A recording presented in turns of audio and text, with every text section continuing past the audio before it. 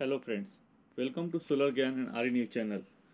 National solar mission की series में ये मेरा नेक्स्ट वीडियो है और मैं आपको यहाँ पर अपडेट कर दूँ कि ये वाइबिलिटी के फंडिंग की जो स्कीम है, ऑलरेडी इस पर मैंने एक वीडियो बना रखा है। क्योंकि वीडियो बहुत लंबा बन जाता है, इसलिए मैंने इस वाइबिलिटी के फंडिंग स्कीम को दो पार्ट में डिवाइड कर रखा है। फर्स्ट पार्ट ऑलरेडी मैंने बना रखा है और सेकेंड पार्ट जो है वो आज मैं कवर करने जा रहा हूँ। बेसिकली सेकेंड पार्ट क्या है, एक ही स्कीम है जो जस्ट मैं आपको यहाँ पर अपडेट कर दूँ कि अब तक जो मैंने वीडियो बना रखा है नेशनल सोलर मिशन और सेंट्रल सोलर स्कीम्स पर, उसमें कि नेशनल सोलर मिशन क्या होता है और कितने सोलर स्कीम्स हैं एनएसएम नेशनल सोलर मिशन के अंतर्गत, सो दैट कि टारगेट को अचीव किया जा सके। और वीडियो 3 से फिर स्पेसिफिक स्कीम वाइज फिर वीडियो स्टार्ट हो जाता है।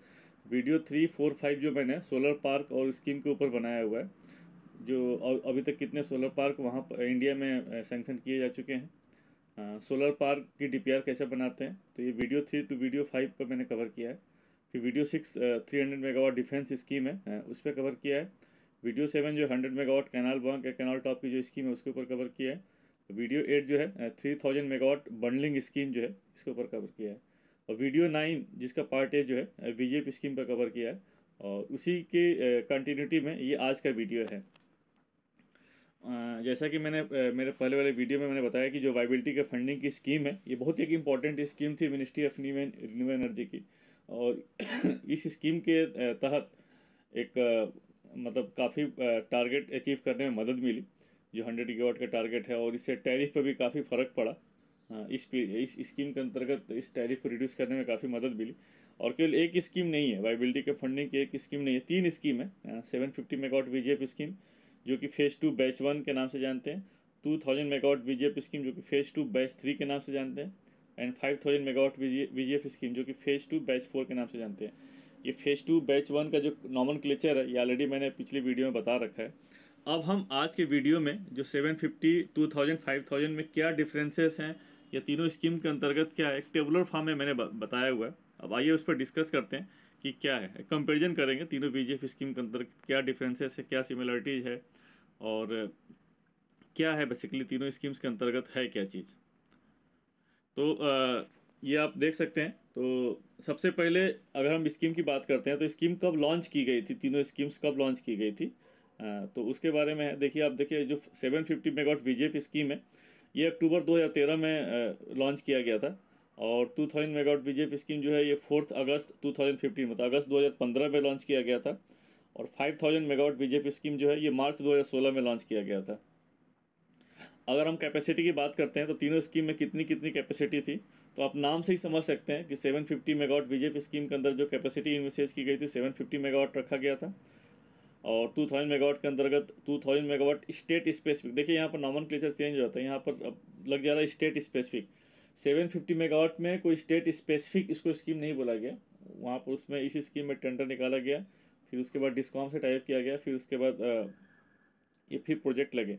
लेकिन 2000 और 5000 मेगावाट में स्टेट स्पेसिफिक इसलिए बोला गया कि ऑलरेडी स्टेट से रिक्वायरमेंट ली गई, स्टेट से रिक्वायरमेंट लेने के बाद फिर स्टेट स्पेसिफिक मतलब स्टेट के अंदर ही टेंडर निकाला गया कि सो दैट कि स्टेट उस पावर को ले सके। 5000 मेगावाट जो टारगेट था, 5000 मेगावाट स्टेट स्पेसिफिक, इसको 4 पार्ट में डिवाइड किया गया था ईयर वाइज। 2015-16 में 1250 मेगावाट का रखा गया था टारगेट, 2016-17 में 1250 मेगावाट का रखा गया था, 2017-18 में भी 1250 और 2018-19 में 1250। तो ये जो स्कीम थी बेसिकली 5000 की, ये मार्च 19 तक थी, मतलब 4 साल में डिवाइड किया गया था टारगेट 1250 का। अब हम बात करते हैं सेंट्रल फाइनेंशियल असिस्टेंस, जो सब्सिडी पोर्शन है जो गवर्नमेंट ऑफ इंडिया प्रोवाइड करती है प्रोजेक्ट्स लगाने के लिए। तो कितनी सब्सिडी रखी गई थी, तो 750 मेगावाट में 1875 करोड़ की सब्सिडी रखी गई थी डेवलपर को सपोर्ट करने के लिए। और 2000 वीजीएफ स्कीम में 2100 करोड़ रखा गया था और 5000 में 5050 करोड़ रखा गया था। तो आप अगर कैपेसिटी वाइज अगर हम सब्सिडी की बात करते हैं, देखिए 750 में 1875 करोड़ रखा गया था और 2000 में 2100 करोड़ रखा गया था। तो उसका रीज़न ये है कि ये अक्टूबर 2013 में स्कीम लॉन्च की गई थी 750, और ये अगस्त 2015 में आया था। तो उस समय जो वीजीएफ की रिक्वायरमेंट थी कम हो गई थी और टैरिफ भी कम आ गया था। तो एक बहुत बड़ा रीज़न ये भी था, इसलिए जो वीजीएफ की रिक्वायरमेंट थी करस्पॉन्डिंग 2000 मेगावाट वीजीएफ स्कीम कम हो गया था विद करस्पॉन्डिंग टू 750 मेगावाट। अब हम स्कीम की बात करते हैं कि स्कीम की ड्यूरेशन कब थी, स्कीम की वैलिडिटी कब है। तो 750 में 2013-14 तक ही था। इसका मतलब वैलिडिटी से मतलब यहाँ पर ये है कि 2013-14 तक ये टेंडर निकल जाने चाहिए थे। ये है कमीशनिंग का, ये वैलिडिटी नहीं है।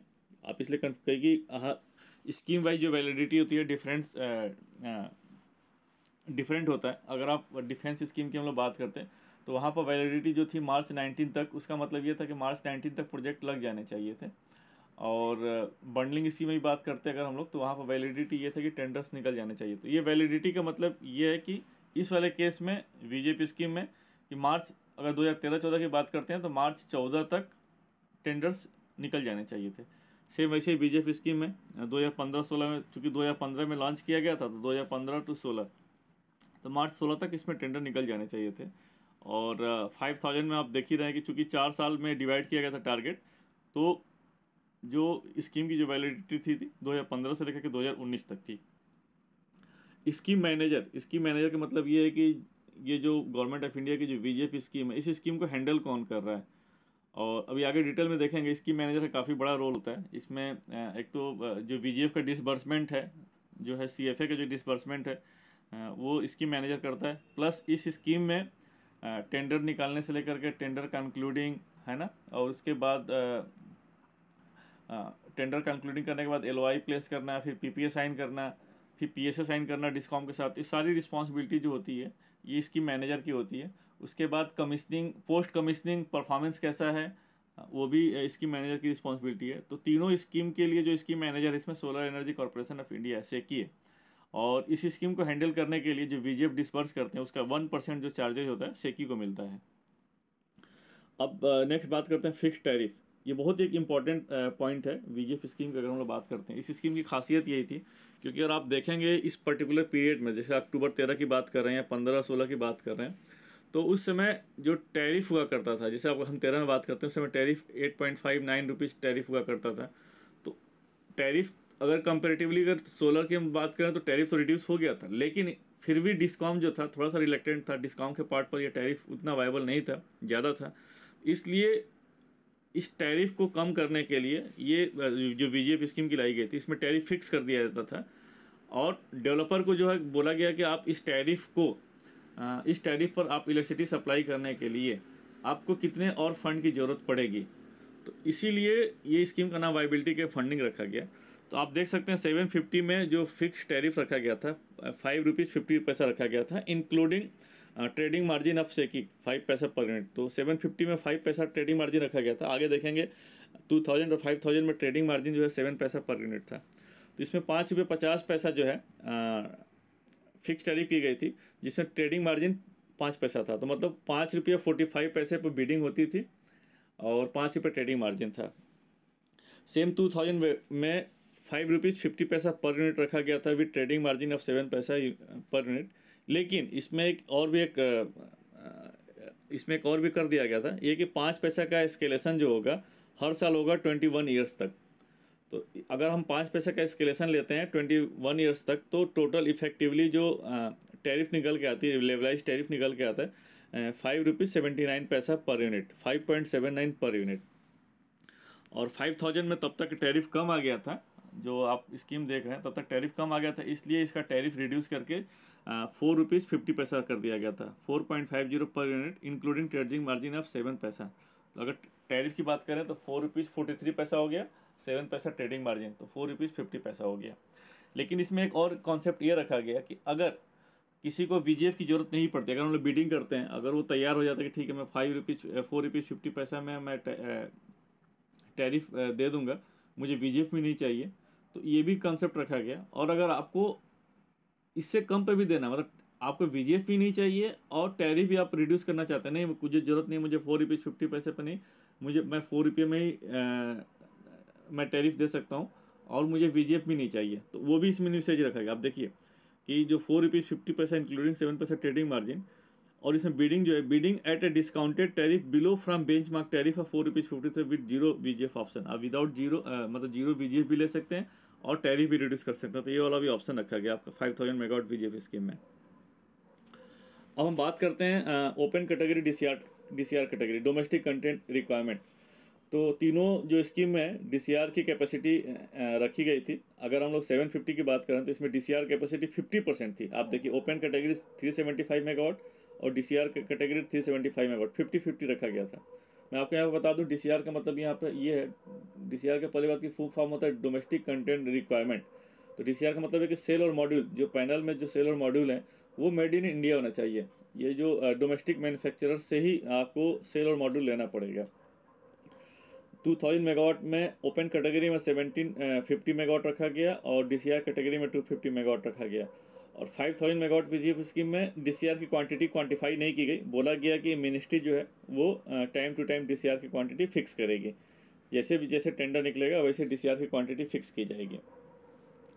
अब हम वीजीएफ की बात करते हैं, वायबिलिटी का फंडिंग जिस पर बिडिंग होती है, तो वायबिलिटी का फंडिंग की अपर लिमिट क्या है। तो 750 मेगावाट में 2.5 करोड़ पर मेगावाट रखा गया था और इसमें ओपन और डीसीआर दोनों के लिए सेम था। 2000 मेगावाट वीजीएफ स्कीम में ओपन कैटेगरी के लिए 1 करोड़ पर मेगावाट रखा गया था और डीसीआर कैटेगरी के लिए 1.31 करोड़ पर मेगावाट रखा गया था। मैं बता दूं ये जो क्वांटिटी, ये जो वैल्यू निकल गया, ये 1 करोड़ 1.31 करोड़, ये जो वैल्यू है क्योंकि 750 मेगावाट की वीजीएफ स्कीम थी, ऑलरेडी कंक्लूड हो चुका था और बहुत सारे प्रोजेक्ट्स लग भी चुके थे। तो इसमें हमें पता चल गया था कि कितनी वीजीएफ की रिक्वायरमेंट है, प्लस टैरिफ भी हमें उस समय पता चल गया था कि कितनी टैरिफ आ रही है। इन सब चीज़ों को कंसीडर करते हुए जो आप वीजीएफ की लिमिट है आप देख सकते हैं 2000 मेगावाट में कम कर दिया गया था। 1 करोड़ पर मेगावाट रखा गया था और डीसीआर के लिए 1.31 करोड़ पर मेगावाट रखा गया था। अब 5000 की बात करते हैं। 5000 में ओपन कैटेगरी में जो अपर लिमिट है 1 करोड़ पर मेगावाट रखा गया था और डीसीआर के लिए 1.25 करोड़ पर मेगावाट रखा गया था। तो ये अपर लिमिट है 1 करोड़ पर मेगावाट, मतलब टैरिफ फिक्स कर गया। फिर वीजीएफ पे बिडिंग की गई, वीजीएफ पे बिडिंग करने पर जो मिनिमम वीजीएफ कोट करता था उसको प्रोजेक्ट अवार्ड हो जाता था। बिडिंग प्रोसेस में जो 750 में था नॉर्मल बिडिंग जैसे होते थे और इसमें कोई ई ऑक्शन नहीं हुआ। आप जैसे जो बिड सबमिट करते हैं तो बिड सबमिशन में नॉर्मल वीजीएफ की कितनी रिक्वायरमेंट है आप वैसे कोट करते जाते थे, प्लस जो भी बकेट फिलिंग की मतलब फाइनल जो बिड्स ओपन टेक्निकल आप क्वालिफाई करे तो फिर फाइनेंशियल बिड्स होती थी। फाइनेंशियल बिड्स ओपन में जो मिनिमम वीजीएफ होता था उस हिसाब से उसको प्रोजेक्ट अवार्ड हो जाता था। लेकिन 2000 5000 में चेंज हो गया, यहाँ पर ई बिडिंग के साथ साथ ई ऑक्शन होने लगा। ई ऑक्शन में ये होने लगा कि फाइनेंशियल और टेक्निकल क्राइटेरिया मीट करने के बाद कुछ डेवलपर्स को सेलेक्ट किया जाता था, फिर उनका रिवर्स ऑक्शन होता था। मतलब आप एक सिस्टम के थ्रू आप देख सकते हैं कि आप कितना मिनिमम वीजीएफ आपको चाहिए। अगर किसी ने बोला कि 1 करोड़ पर मेगावाट चाहिए तो दूसरी पार्टी, अगर दूसरे बिडर्स हैं वो बोल सकते हैं कि नहीं मुझे 0.95 करोड़ ही चाहिए। फिर थर्ड पार्टी बोल सकता है कि 0.85 करोड़ ही चाहिए। फिर फोर्थ पार्टी ये बोल सकता है कि मुझे 0.75 करोड़ ही चाहिए। तो ये बिडिंग जो भी वीजीएफ की रिक्वायरमेंट थी आप कोई भी बिडर देख सकता था, जिसको रिवर्स बिडिंग बोलते थे। जो सबसे कम वीजीएफ जिसको रिक्वायरमेंट होती थी उसको प्रोजेक्ट मिल जाता था। तो यहाँ से ये रिवर्स ऑक्शन स्टार्ट हो गया इस 2000 मेगावाट वीजीएफ स्कीम में 2000 से। और इसका जो हम बता सकते हैं काफ़ी बहुत ही इफेक्टिव रहा, जिसकी वजह से वीजीएफ की रिक्वायरमेंट काफ़ी कम हो गई। और इनफैक्ट अगर टैरिफ में बात करें तो अगर जो टैरिफ के लिए बिडिंग होती थी उसमें भी काफ़ी इसका फ़र्क पड़ा, बहुत ज़्यादा कम्पिटिटिव हो गया। एक दूसरे के टैरिफ लोग देख सकते थे, या इसमें वीजीएफ की बात करें तो वीजीएफ देख सकते थे कि कितनी कम में वीजीएफ ले सकते हैं, तो इसलिए अपने बिड्स को उस हिसाब से कम कर सकते थे। तो यहाँ पे E bidding along with E auction, reverse auction start हो गया। 5000 मेगावाट में भी सेम यही प्रोसेस था, ई बिडिंग होती थी प्लस साथ साथ रिवर्स ऑक्शन भी होता था। अब हम बात करते हैं अगर बिडिंग्स जो कंक्लूड हो गई है तो उसमें एवरेज जो वीजीएफ कितना निकल के आया। 750 मेगावाट वीजीएफ का मेरे पास पर्टिकुलर डेटा नहीं है इसलिए मैं दे नहीं पाया।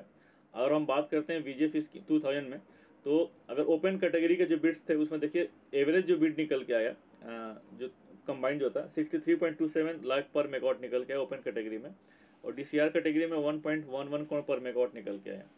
5000 का भी हमारे पास डेटा नहीं है तो इसलिए मैं यहाँ पर डेटा नहीं पाया। जो ये है basically ministry of renewable energy की जो एनुअल रिपोर्ट है उससे डेटा लिया हुआ है। अब हम बात करते हैं ओन इक्विटी की। ओन इक्विटी का मतलब ये कि अगर आप प्रोजेक्ट लगा रहे हैं, अगर आप बिडिंग आपको अवार्ड हो गया और आप प्रोजेक्ट लगा रहे हैं तो आपको अपनी कुछ इक्विटी भी लगानी पड़ेगी, और इसके लिए आपको फाइनेंशियल क्राइटेरिया जो है जो वो आपको बताना पड़ेगा। आपको बताना पड़ेगा देखिए मेरी इतनी इक्विटी मैं इस प्रोजेक्ट में लगा रहा हूँ। तो 750 में जो ओन इक्विटी का जो पोर्सन था उसमें बोला गया डेवलपर को 1.5 करोड़ पर मेगावाट आपको देना पड़ेगा। 2000 में थोड़ा सा रिड्यूस कर दिया क्योंकि प्रोजेक्ट कॉस्ट जो है कम होती गई, तो 1.2 करोड़ पर मेगावाट हो गया, और 5000 में 1 करोड़ पर मेगावाट हो गया। डिसबर्समेंट ऑफ वीजीएफ, जो वीजीएफ का डिसबर्समेंट था, जो सेंट्रल फाइनेंशियल असिस्टेंट हम बोल सकते हैं, वीजीएफ बोल सकते हैं। मान लीजिए अगर कोई बिडर्स है, वो प्रोजेक्ट जीत गया और उसने 1 करोड़ पर मेगावाट की बिड्स उसने की है, 50 मेगावाट का प्रोजेक्ट है, तो 50 करोड़ उसको वीजीएफ उसको मिलना चाहिए गवर्नमेंट ऑफ इंडिया से। तो 50 करोड़ का जो वीजीएफ अमाउंट है कैसे कैसे दिया जाएगा, उसी को बोलते हैं डिसबर्समेंट ऑफ वीजीएफ।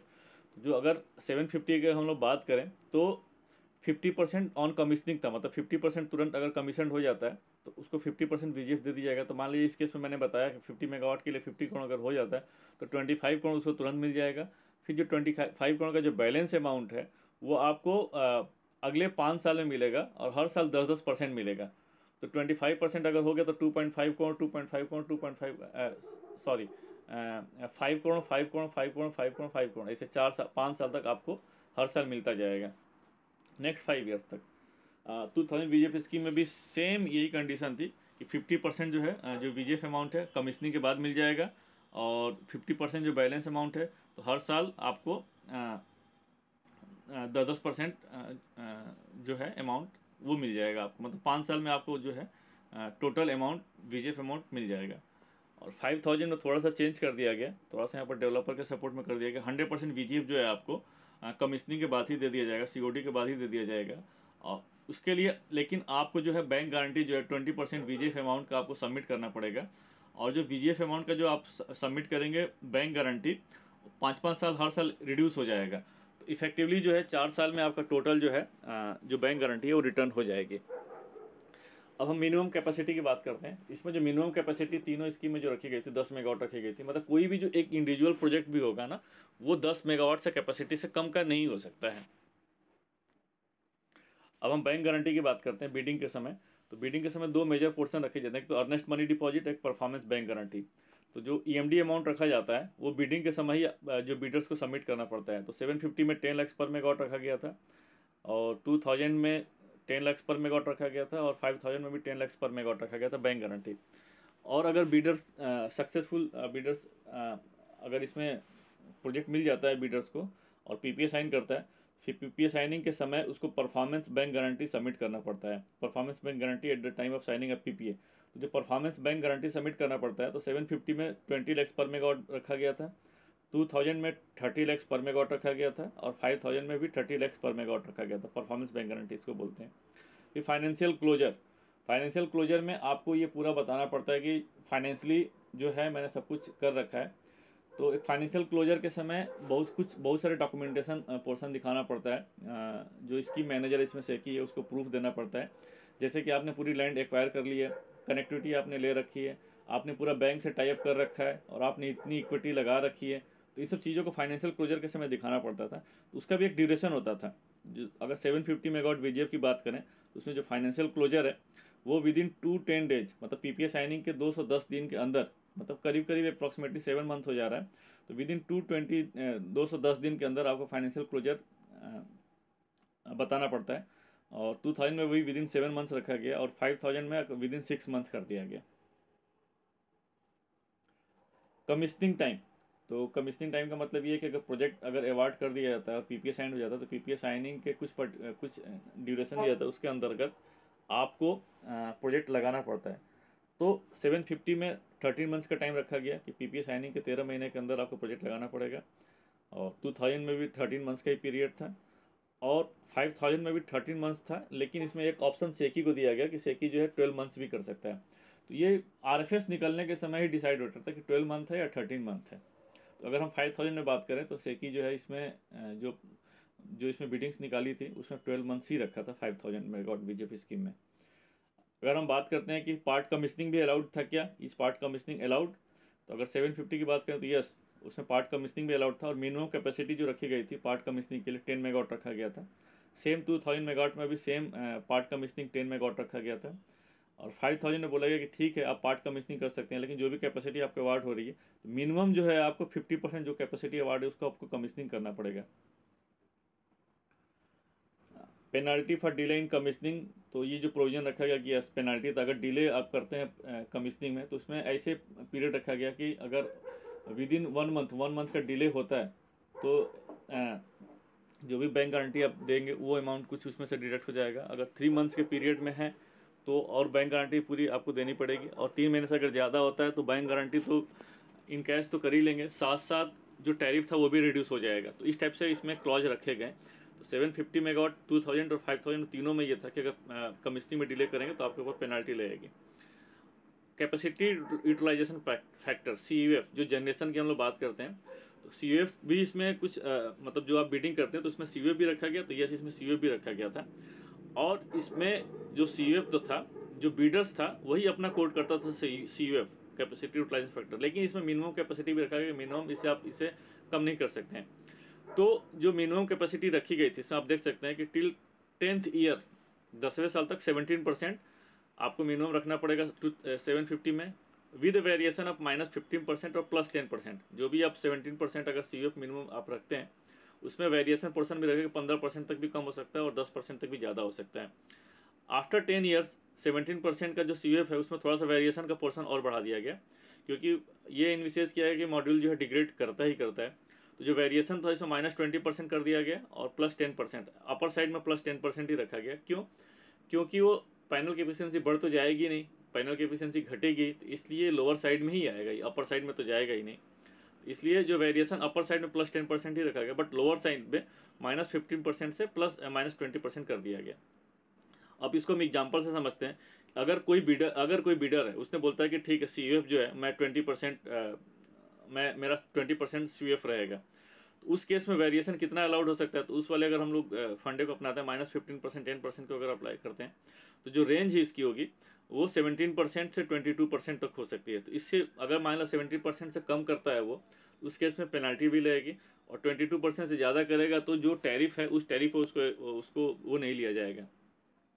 ये वाली कंडीशन 2000 मेगावाट में भी सेम थी और 5000 मेगावाट में भी सेम थी। आप समझ लीजिए CUF जो था, जो बिडिंग के समय जो डेवलपर को बताना पड़ता था कि भाई कितना CUF मेरा रहेगा 1 साल के अंदर, ये बहुत ही फिक्स था, और उसमें वेरिएशन फिक्स था। वेरिएशन आप देख सकते हैं 10 साल तक वेरिएशन जो था -15% से लेकर +10% था, और 10 साल के ऊपर अगर प्रोजेक्ट हो जाता है तो -20% से 10% का वेरिएशन था, अपर साइड फिक्स था। अगर वही जैसे कि हम बात करें कि अगर मिनिमम जनरेशन है, अगर मान लीजिए 20% उसने CUF कोट किया और उसका मिनिमम जो है जो वेरिएशन है 17% तक आ सकता है और मैक्सिमम 22% तक आ सकता है। तो अगर मिनिमम जनरेशन उससे अगर कम होता है तो उसको पेनल्टी लगेगी क्या? तो यस, उसको पेनल्टी लगेगी। डेवलपर लायबल टू पे the compensation provided in the PSA। अगर पावर सेल एग्रीमेंट में जो साइन हुआ है कि अगर इससे कम जनरेशन होगा तो आपको पेनल्टी देनी पड़ेगी। सेम ये तीनों कंडीशन 2000 में भी थी और 5000 में भी थी। एक्सेस जनरेशन, मान लीजिए अगर आप जनरेट ज़्यादा कर रहे हैं, जितना आपने CUF डिक्लेयर कर रखा है और उससे ज़्यादा आप जनरेट कर रहे हैं, उस केस में क्या होगा? तो इसमें अगर ये बोला गया 750 में कि अगर एक्सेस जनरेशन होता है तो आपको 3 रुपीज़ पर यूनिट पर आपको इलेक्ट्रिसिटी देगी, सेकी देगा। लेकिन सेकी तब देगा जब उसने बायर अगर कोई ढूंढ लेगा, तो अगर बायर नहीं मिलता है तो आपकी अपनी रिस्पॉन्सिबिलिटी, आप उसको ओपन मार्केट में बेच सकते हैं। सेम ये वाली कंडीशन 2000 में भी थी और 5000 में भी सेम यही कंडीशन थी। कैपेसिटी कमीशन, अगर हम लोग बात करें तीनों स्कीम में तो अभी तक कितनी कैपेसिटी लग गई है, तो 750 मेगावाट में जो टोटल कैपेसिटी लगी वो 680 मेगावाट लगी है। और ये जो डेटा मैं ले रहा हूँ ये सेकी की वेबसाइट है, तीनों स्कीम्स के बारे में बताया हुआ है, तो वहाँ से मैंने डेटा लिया हुआ है। तो 680 मेगावाट 750 मेगावाट में अब तक कमीशन हो गया है। 2000 में 2155 मेगावाट 2155 मेगावाट लगा है, और 5000 में 2670 मेगावाट लगा है।